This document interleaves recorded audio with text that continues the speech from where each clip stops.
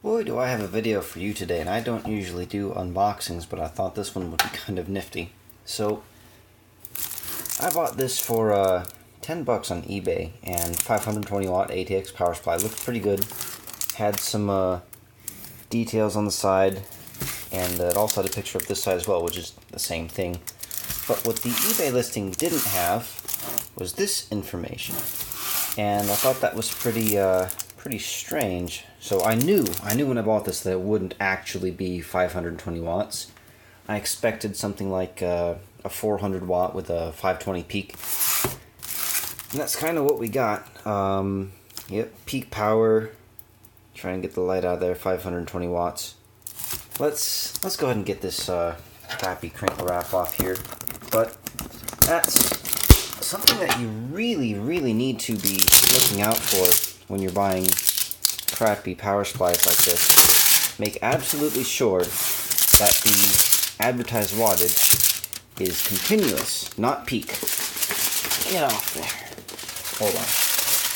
There we go. Well, this stuff really sticks to you. So, like I said, I knew that it wasn't going to be 520, but it actually doesn't advertise anywhere on the box what the continuous wattage is. And another thing that surprises me is just how heavy this thing is. Okay, you open it this way. So, just for comparison, I have another basic power supply here. It's older, but this is what I expect the weight to be for a crappy store brand. And Dynex, the company that makes this, is the older Best Buy store brand. Nowadays, their power supplies are under the Insignia store brand. So, it's actually a weighty cable. Why does that weigh so much? Well, anyway. Let's get this out. I will set this here for a moment. I don't know how accurate this scale will be, but let's go ahead and see if this can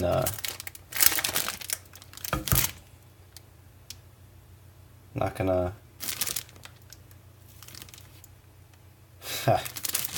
wow.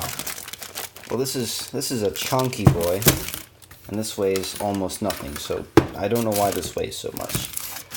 But let me see if it says anywhere on it what the actual rating is. 420. Okay, so it's 20 watts more than I thought it was going to be. But get this out of here so you can see a little better. That is what you're looking for. Total power, 420. Peak power, 520. Yep. That's kind of more what I expected. But let me bring this box back up here. I can... There we go. Okay. So, this is an older standard. There's quite a lot on the 5-volt rail. You don't really see that much these days. On the 12 volts, it says 18 amps. That's nothing. I mean, a modern power supply, even a crappy one, will have something closer to 30 amps on that. In fact, let me go ahead and show you the difference here, Mona. I have a... this will do. It's a CX430. That's nothing special, but if we look at the... this is kind of heavy. Where's the 12-volt rail? 12 volts, 32 amps. That is what you should be seeing.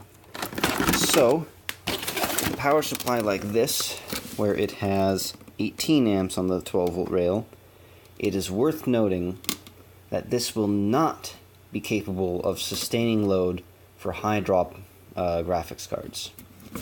So this will be perfectly fine for something like a 1060, maybe, if you're willing to risk a Dynex power supply running your expensive equipment. But this will be perfectly fine for 1060, maybe a 1070 if you don't overclock it. But anything 1070 and higher, this is just going to give you the magic blue smoke if you try to use it.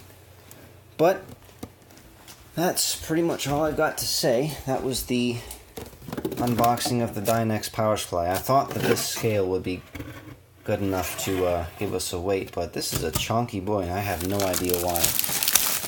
maybe, no? It's kind of hard to see, but underneath there, underneath the PCB, I can actually see what appears to be weights? Ah, that is so dumb. That's it for this time. Thanks for watching. Catch you later.